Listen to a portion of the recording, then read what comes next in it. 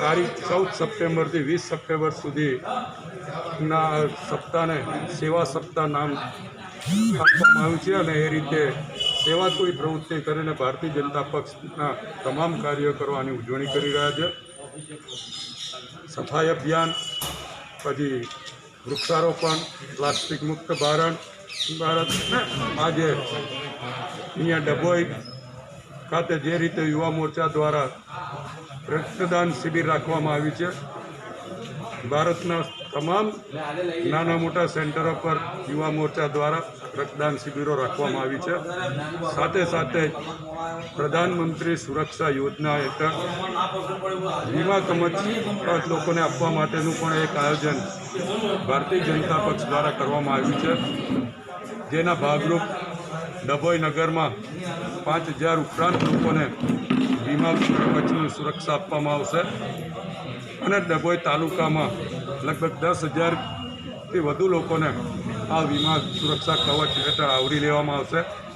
આ વીમાનું તમામ પ્રીમિયમ એટલે કે એનું લવાજમ એ ભારતીય જનતા પક્ષ દ્વારા ચૂકવવામાં આવશે. આ રીતે એક વ્યક્તિને 2 લાખ રૂપિયાનો વીમા સુરક્ષા કવચ આપવાનું ભારતીય જનતા પક્ષે નક્કી કર્યું છે.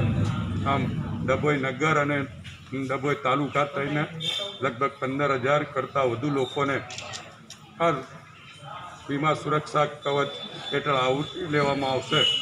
એટલે લગભગ 30 કરોડ રૂપિયાનું વીમા કવચ ડભોઈ તાલુકા અને નગરના લોકોને મળશે અને આ તમામનો પ્રીમિયમ એ ભારતીય જનતા પક્ષના સંગઠનના હોદ્દેદારો દ્વારા ચૂકવવામાં આવશે. આ રીતે વિવિધ કાર્યક્રમો કરીને મોદીજીનો જે સંકલ્પ છે, સેવાઈ સંકલ્પ, એને ચરિતાર્થ કરવા માટેનો પ્રયત્ન ભારતીય જનતા પક્ષના કાર્યકરો દ્વારા કરવામાં આવ્યા છે.